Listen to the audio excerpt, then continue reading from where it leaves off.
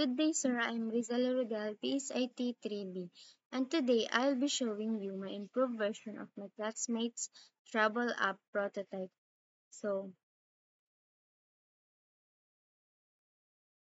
so this is the original app, or this is the my classmate designs.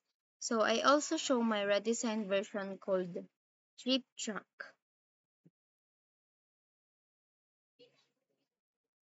I'll explain the changes I made, why I made them, and how they improve the user experience. So I will show the original design or my classmates' original design. So this is the original design. As we can see, it's simple and functional. But medyo plain pa yung layout. Walang masyadong visual hierarchy, transitions, or interactions. Kaya I decided to redesign to look more interactive and modern. So this is my redesigned app dashboard. This is the dashboard overview. Dashboard, naglagay ako ng greetings, hello Charmaine, para personalized. Meron ding summary cards or total trips, visited countries, and upcoming trips. Then, gumamit rin ako ng light brown color palette para mas travel-inspired and relaxing sa eyes. I also added small icons and subtle hover animations for each card. Then, next is travel gallery. Dito, makikita lahat ng travel photos, a grid layout. Ginamit ko yung rounded corners at soft shadows para mas clean tignan. May small animations kapag nag-hover ka sa pictures. Then, para may micro-interactions effect. Dito naman sa My Trips or sa Trips, pinagsama ko yung visited places and trip planner. Visited places is this and the trips planner. Trips plan.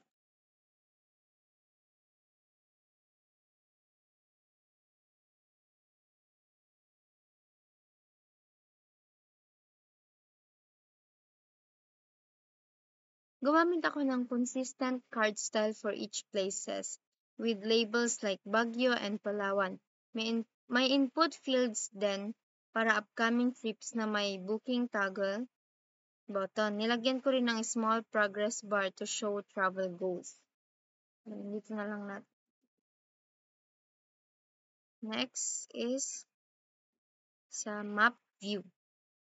Map view, ginamit ko ang world map background at nilagay ko yung image sa corresponding locations like Paris, Palawan, Boracay, etc.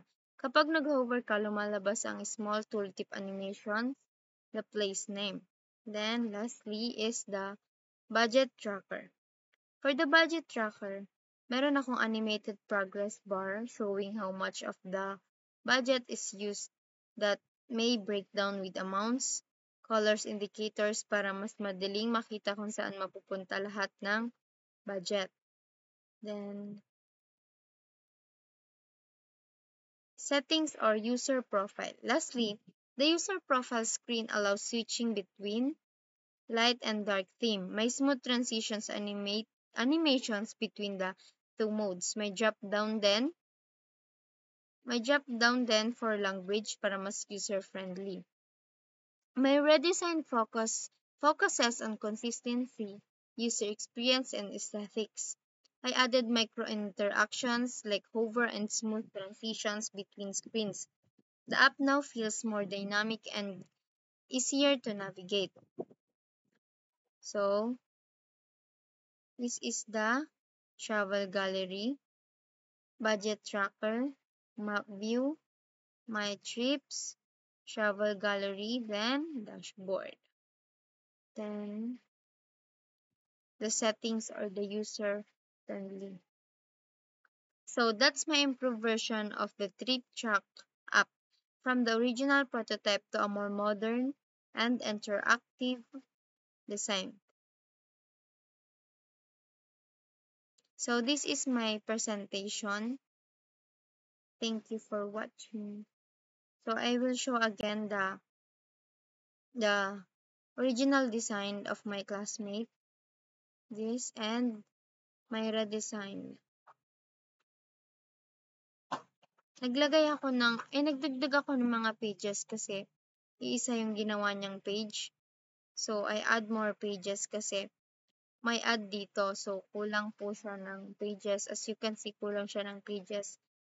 Kasi um, isa siyang travel. Pang travel siya. Like, naglagay ako ng map view, my trips, kasi like yun na yung mga napuntahan kong trips. Baguio, Palawan, Boracay, Paris. Then, also add 5/10 goals kasi nakapunta na ako sa 5 places. Then, dito is, nakikita nyo dito is may add photo, upload all, and manage it. You can delete photos there, then, yun lang. Thank you.